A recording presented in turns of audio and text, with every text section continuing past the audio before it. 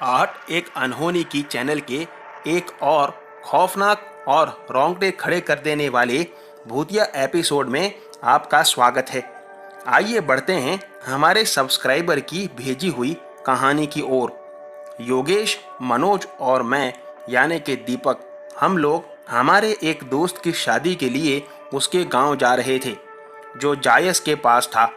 जब हमारी ट्रेन लखनऊ से रवाना हुई उस वक्त हम काफ़ी थके हुए थे क्योंकि हमें ट्रैवलिंग करते हुए अब 16 घंटे बीत चुके थे। जायस रात को 1:30 बजे आने वाला था। हम लोगों को ऐसी नींद लगी कि जायस कब चला गया हमें पता ही नहीं चला। जब मेरी आंख खुली तो नींद वाली छोटी आंखों से मैंने मोबाइल में टाइम देखा तो 2:30 बज रहे थे। हमारा स्टेशन तो 1:30 बजे आने वाला था। मैंने पास ही में बैठे एक भाई से पूछा, अरे भाई साहब, जायस नहीं आया अभी तक? वो आदमी जवाब दिए बगैर मेरे सामने देखता रहा, फिर बोला, सो रहे थे क्या? जायस को गए हुए 1 घंटा बीत चुका है। क्या 1 घंटा? मैंने मेरे दोस्तों को तुरंत उठाया और हम लोग हमारी ट्रेन जहां रुकी थी उसी स्टेशन पर उतर गए। पता नहीं ये कौन सा स्टेशन था भी या नहीं, क्योंकि किसी ने कहा था कि चेन पूलिंग की वजह से ट्रेन रुकी हुई है। हम लोग बगैर जानकारी के उस जगह पर सामान लेकर के उतर गए। हमारे उतरने के कुछ ही समय में ट्रेन तो रवाना हो गई। हम लोग इधर उधर देख रहे थे कि कहीं से कोई जानकारी मिले कि हमें जायस के लिए ट्रेन कब मिलेगी, लेकिन वहां पर कोई था ही नहीं।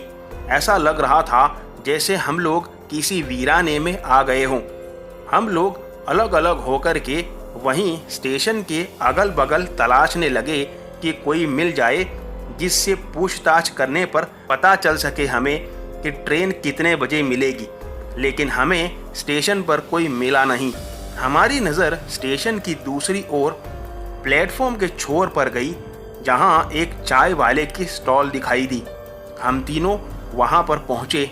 हमने चाय वाले से पूछा कि जायस जाने की ट्रेन कितने बजे मिलेगी। इस पर उसने कहा कि जायस की ट्रेन अब सुबह ही मिलेगी। हमने उसे 3 चाय देने को कहा। चाय पीने के बाद हमें पता नहीं क्या नशा चढ़ने लगा। कुछ देर में हमें चिल्लाने की आवाज़ आने लगी। मैंने बड़े ध्यान से देखा तो एक डरावनी औरत मेरे दोस्त मनोज को पैरों से खींचकर झाड़ियों के पीछे जा रही थी।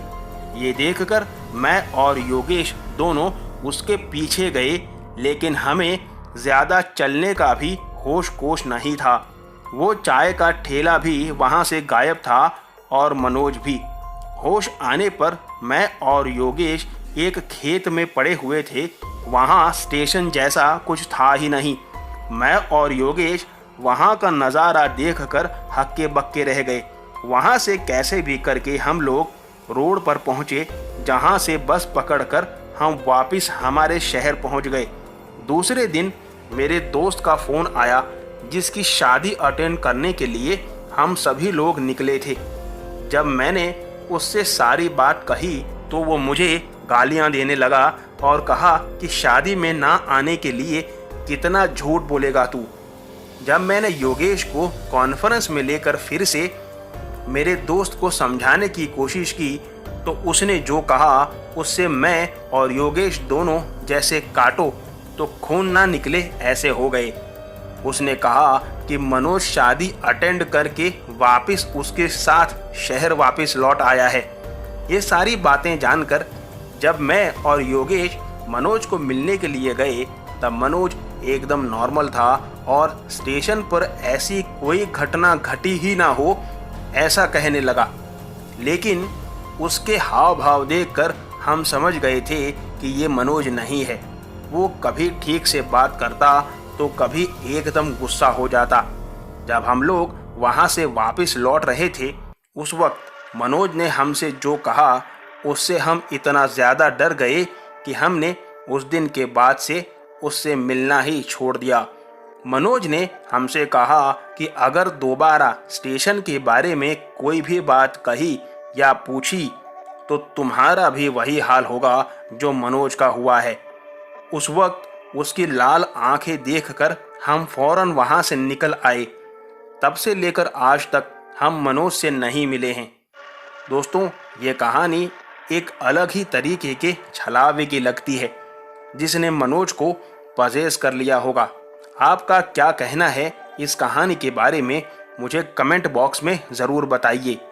आपसे मुलाकात होगी अगले वीडियो में ऐसी ही एक और भूतिया कहानी के साथ। तब तक के लिए बाय एंड टेक केयर।